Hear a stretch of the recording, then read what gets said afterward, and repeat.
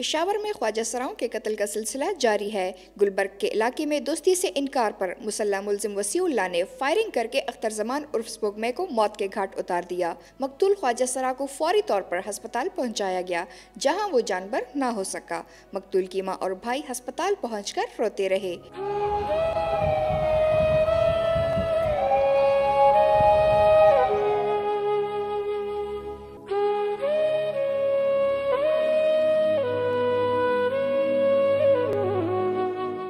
अस्पताल में मौजूद पुलिस एहलकार ने मुंह छुपाकर कुछ बताने से इनकार कर दिया। ताहम डॉक्टर ने बताया कि मकतूल को 9mm पिस्तौल से 6 गोलियां मारी गईं, जो उसके पेट, सीने और टांगों में लगीं।